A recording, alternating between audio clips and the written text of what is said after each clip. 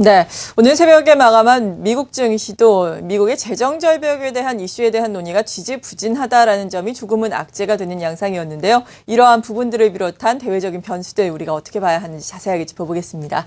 마켓 인사이드 하나대투증권의 양경식 기자 모셨습니다. 안녕하세요. 안녕하십니까. 네, 지난 시간에도 저희 프로그램에서 재정 절벽은 결국에는 이 이슈가 타결이 될 것이지만 그동안 언제 타결되는지 그 시기가 문제다라고 말씀해 주셨는데요. 네. 그 시기가 되기까지는 이렇게 시장이 좀 답답한 흐름을 이어가는 건가요? 어떻습니까? 그럴 수밖에 없을 것 같습니다. 예, 다소 좀 투자자 입장에서 볼 때 좀 답답한 상황이 계속되고 있지만 그 흐름이 좀 더 지속되는 것으로 좀 봐야 될 것 같습니다. 펀더멘털 쪽에서는 중국 쪽에서 다소 좀 경제 지표가 좀 개선이 되고 있고 유럽 쪽에서도 좀 불확실성이 해소되는 뉴스들이 흘러나오고 있지만 미국 경제가 다시 좀 그 지표가 좀 안 좋아지고 있지 않습니까? 거기에다가 재정절벽 협상과 관련된 이슈들이 여전히 시장 내에서 도마 위에 올라와 있는데 해결이 그렇게 쉽지가 않아 보인다는 쪽으로 지금 점차 기울고 있습니다. 민주당이 2조 2천억 달러에 대한 협상안을 제시를 했는데 그것은 대부분이 다 증세 유지로 짜여져 있는 것이었고요.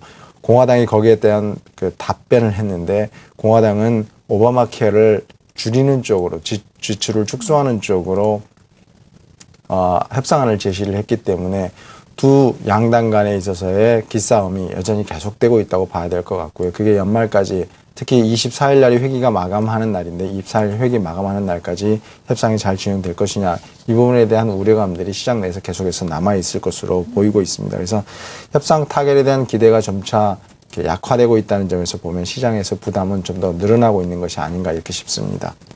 네.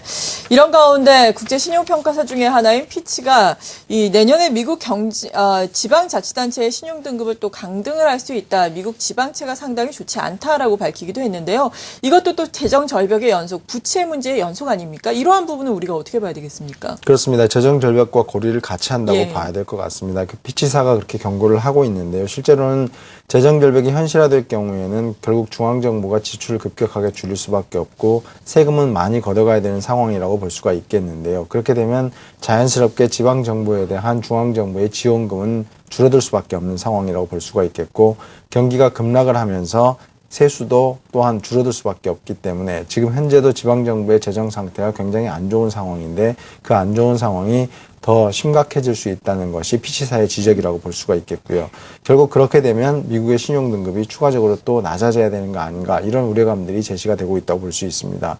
결국에는 이 지방정부에 대한 문제 역시 마찬가지로 재정절벽 회피 여부가 가장 중요한 키라고 볼 수가 있겠습니다. 네, 역시나 시장의 큰 키워드는 재정 절벽 문제가 언제 타결되느냐 이 부분일 것 같습니다.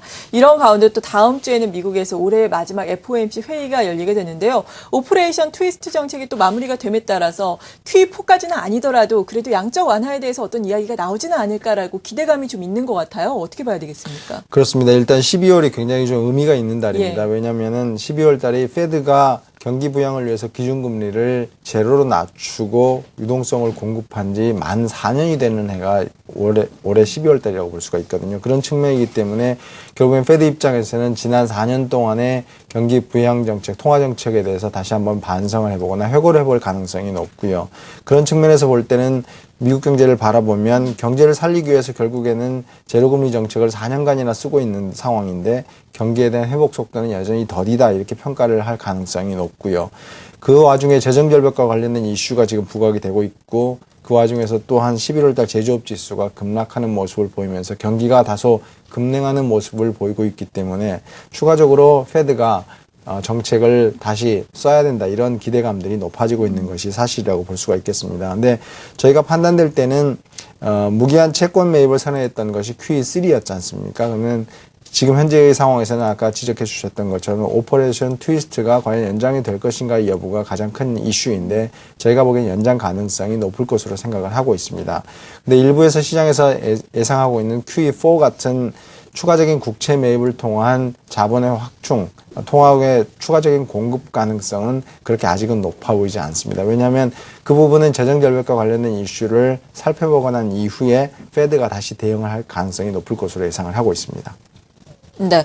이렇게 미국과 관련한 이슈들 저희가 쭉 알아봤는데 유럽과 관련한 이슈도 좀 알아보겠습니다. 그리스에 대해서 추가 지원안이 좀 합의를 이름에 따라서 유로존의 문제는 지금 좀 수면 아래로 내려간 상태인데요. 그래도 또 13일과 14일 이후에 정상회담이 있습니다. 여기에서 또 은행에 대한 감독에 대한 이야기에 대해서 독일이 또 반대 입장을 표명할 것이다라는 우려도 있는데 유로존의 이슈는 이제 어떻게 봐야 되는 겁니까?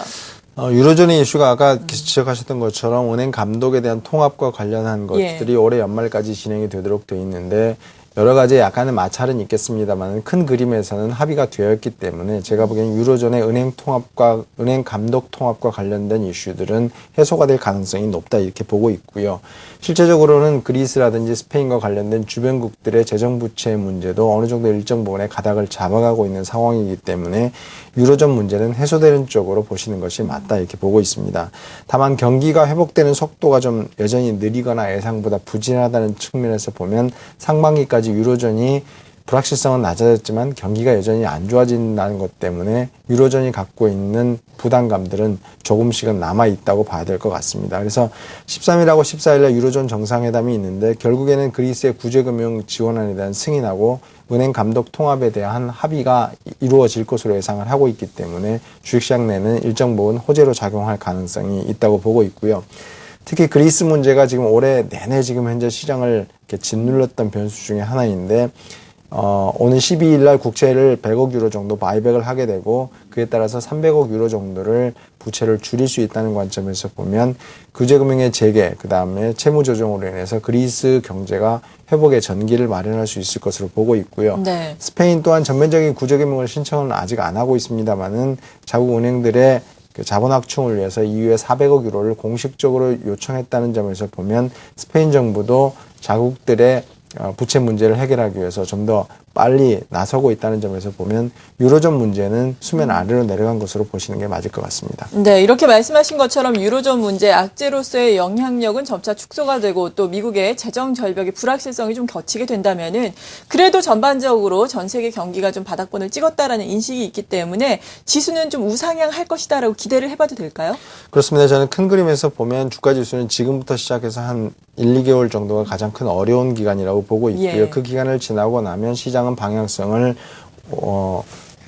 위쪽으로 잡을 수 있을 것으로 이렇게 예상을 하고 있습니다. 가장 중요한 것들이 펀더멘털이 회복 국면에 접어들고 있다는 부분입니다. 그래서 중국 같은 경우에도 지금 HSBC PMI 지수가 13개월 만에 지금 현재 반등세를 보이고 있고요. 그 다음에 저성장 국면이 지속되고 있지만 모멘텀들은 계속해서 좋아지고 있다는 점에서 긍정적이라고 볼 수가 있겠습니다. 그래서 그림에 보시면 미국과 중국과 한국의 OECD 경기 선행 지수의 추이가 나와 있는데요. 보시는 바와 같이 2012년도에는 우리나라만 위쪽으로 지금 방향을 좀 잡았을 뿐 미국과 중국이 방향성이 지금 거의 아직 잡혀 있지 않는 상황인데 올해 하반기 그다음에 내년도 상반기까지는 이 부분들이 모두 다 우리나라와 비슷한 모습으로 올라올 가능성이 높다는 점에서 보면 실제적으로 재정 절벽과 관련된 이슈가 해소가 된다고 한다면 주식시장의 흐름들은 빠르게 개선될 수 있을 것으로 예상을 하고 있고요. 특히 저희는 자금 이동적인 측면에서 주목을 하고 있는데 안전자산으로 과도하게 쏠려있던 자금들이 위험자산으로 급격하게 이동할 가능성이 높고 그 국면에서 주가의 상승 속도가 굉장히 빨라질 가능성이 높다고 보고 있습니다. 네, 1, 2개월은 힘들겠지만 그 이후에는 주가의 상승 속도가 빨라질 수 있겠다라고 긍정적으로 평가를 해주셨는데요. 그렇다면 급하게는 아니더라도 경기 민감주를 서서히 우리가 저가 매수 차원에서 접근을 해봐도 되는지 또 12월 들어서 배당주에 대한 관심도 높아질 수 있는데 이 부분에 대한 투자 전략은 어떻게 세워야 하는지 궁금한데요. 그렇습니다. 경기 민감주에 대해서는 이제 관심을 가질 때가 됐다고 네. 보고 있는 상황인데 다만 편입 시점에 대해서는 다소 전략적인 고려가 좀 필요하지 않겠냐 싶습니다. 왜냐하면 재정 절벽과 관련된 불확실성이 아직 확인되지 않았기 때문에 그것들을 확인하고 난 이후가 가장 좋은 시점이 될 거라고 생각을 하고 있고요. 그렇게 보면 결국에는 그 예측보다는 대응적인 측면에서 적용을 하시는 게 좋을 것 같고 기간을 좀 길게 두시고 경기 민감주에 대해서 관심을 가져주시면 좋다고 생각을 하고 있고요.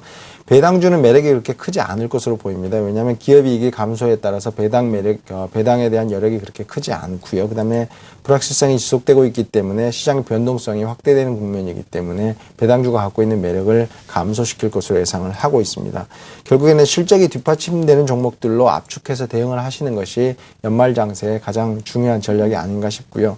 그런 측면에서 보면 제가 보기에는 IT나 통신, 그다음에 중국 여행 관련 소비주들이 굉장히 주목을 받지 않을까 싶습니다. 네, 지금까지 하나대투증권의 양경식 이사로부터 도움 말씀 들어봤습니다. 감사합니다.